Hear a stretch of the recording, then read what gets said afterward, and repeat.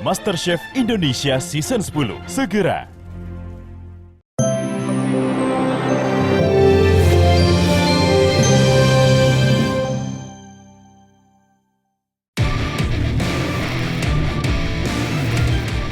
Sidang kasus pemutusan kontrak sepihak yang menahbiskan Dr. Richard Lee sebagai tergugat kembali berlangsung kisruh.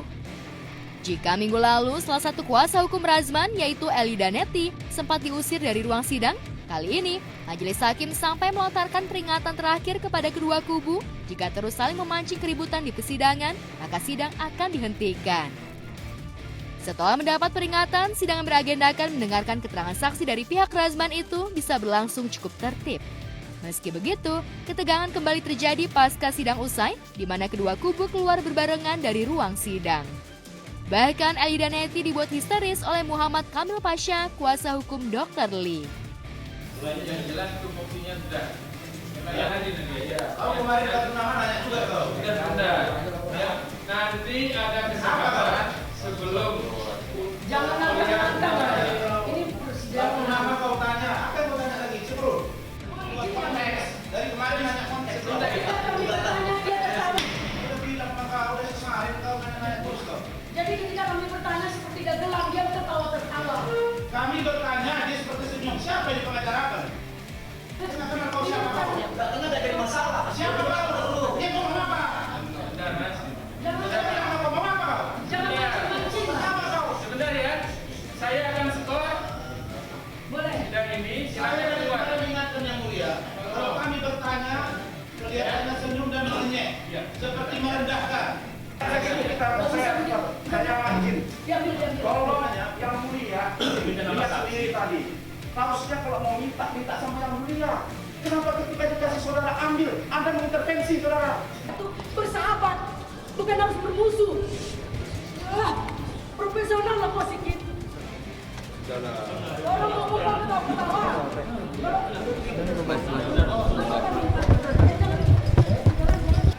Mohonlah kita belajar profesional. Jangan menantang dengan mata tajam seolah memancing-mancing emosi.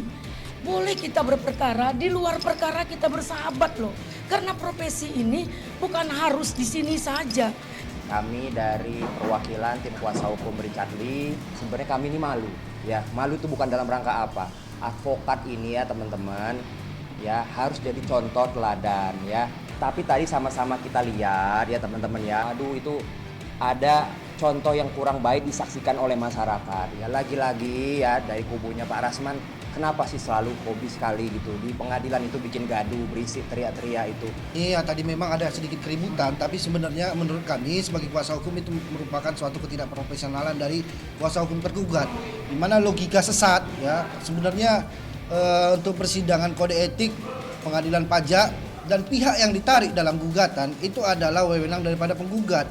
Sehingga apabila menyasar masalah pajak, masalah kode etik, itu ada tempatnya, bukan pada persidangan perdata. Kami tidak berintuisi, berkali-kali saya bilang, berhalusinasi, tidak ada.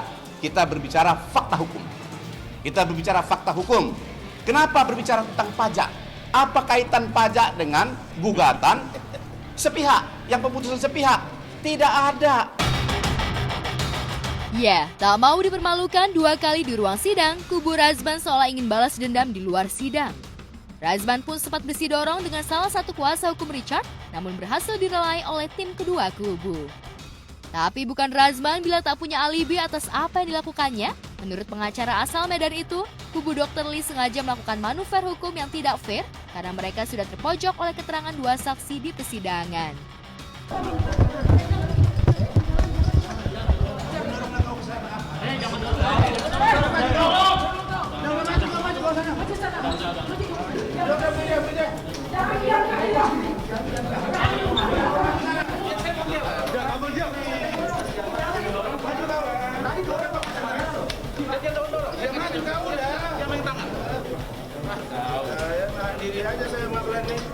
Tadi kan saksi pertama adalah ajudannya Pak Agung ya, katanya ajudannya Razman katanya.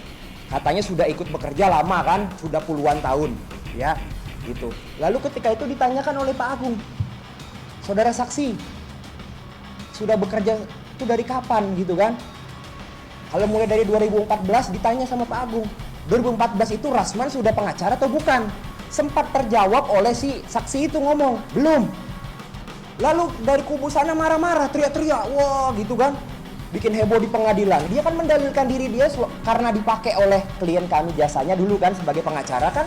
Wajar dong kalau ketika akhirnya dipertanyakan kartu namanya, ya kan, latar belakang pendidikannya dan sebagainya. Ya nggak boleh marah, ngapain marah?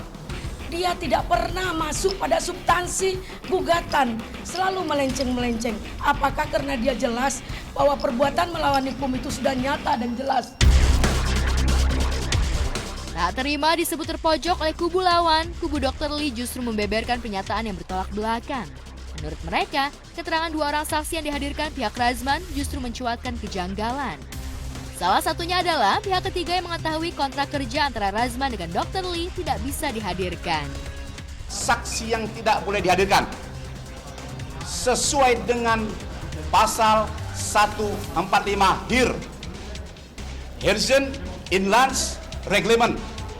Kita sangat paham. 1, garis lurus saudara. Yang kedua, suami dan istri, bahkan walaupun sudah bercerai. Ketiga, anak yang di bawah umur. Keempat, orang gila. Kami tahu itu. Tetapi tolong suruh baca baik-baik di 145 HIR. Saksi tersebut boleh diajukan dengan catatan. Saksi tersebut adalah hak prerogatif hakim dan tidak disumpah. Ingat, tidak disumpah. Karena dia tidak memiliki nilai kesaksiannya itu. Kalau saya tadi mau memperpanjang, takutnya tambah lebar. Apa itu? Kan ahli mengatakan ada prestasi, ada wan prestasi. Prestasi saya sudah beri bantuan hukum. Dia ditahan, dia ditangkap, 2 kali saya lepaskan. Di luar itu di Polda Sumsel saya bantu. Di luar itu di Surabaya saya bantu. Dia mau mencoba menghindar bahwa Richard bukan pemilik Athena. Saya tanya kalian, terus Athena yang punya siapa? Kalau itu bukan Athena atas nama Richard, berarti dia keterangan palsu dan berbohong kepada saya. Kita proses hukum itu pidana. Dari beberapa keterangan ya alhamdulillah dia mengajukan ajudannya itu banyak juga keterangan yang menguntungkan bagi kami. Nah, dia bilang ada disebut saudara Andrew. Tapi faktanya, asal wartawan bisa tahu ya, mungkin saudara Rasman pernah memperlihatkan juga dokumen-dokumen yang mungkin dia jadikan bukti itu, tidak ada nama Andrew yang bertanda tangan di dalam perjanjian jasa lain hukum. Hanya ada Rasman Arif Nasution dengan Dr. Richard. Berakhirnya ini perjanjian adalah karena diputus secara sepihak. Nah ini saya kaitkan terhadap dengan keterangan ahli. Bahwa jelas tadi juga ahli mengatakan dan sesuai dengan pasal 1338 yang menyatakan bahwa perjanjian itu tidak bisa dibatalkan sepihak. Sama seperti sidang sebelumnya, Dr. Lee yang digugat Razman 20,7 miliar tidak menghadiri sidang. Meski begitu, Dr. Lee berpesan kepada tim kuasa hukumnya agar jangan terlibat kontak fisik dengan kubu Razman. Sipal sendiri, Dr. Richard Lee menyampaikan di tim kita tetap menjaga diri untuk bersabar, tidak terpancing untuk melakukan hal-hal di luar keinginan sebagaimana yang mereka kehendaki begitu. Pertama, misalnya terjadi keributan, apalagi sampai berselisih kontak fisik, memang kami dilarang.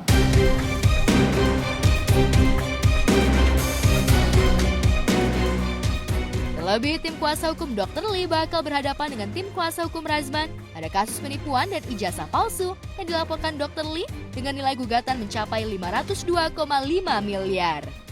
Terkait itu belum ada putusannya, artinya hakim atau pengadilan lah yang punya hak untuk menjudge atau menilai apakah proses ini telah dilalui dengan benar, terus apakah dalil yang dia sampaikan sudah tepat begitu.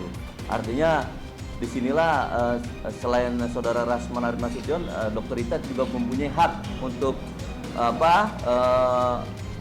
menjaga kepentingan hukumnya. Artinya masa kita menggunakan jasa konsultan, tetapi konsultan itu tidak memberikan advice yang baik terkait kliennya gitu loh, yang diduga tidak melakukan sesuatu yang diminta ataupun yang menjadi tugas. Apakah pemutusan kontrak ini melawan hukum atau tidak? Dari situ jelas perbuatan melawan hukum. Kenapa? Karena sudah ada prestasi saya. Berikutnya, apakah sudah ada mediasi antara kami? Upaya sebelum dimediasi di sini ada. Tapi dia dengan pura-pura membuat WA ke saya. Mulai hari ini saudara tidak boleh lagi. Yang kedua, dia pura-pura suruh saya review. Review yang itu, yang lalu apa yang saya lakukan? Jadi dia bermaksud menghilangkan prestasi saya, tapi dengan membuat minta review baru. Sementara ketika dia saya bebaskan, ditangguhkan, dia mengatakan bukan saya.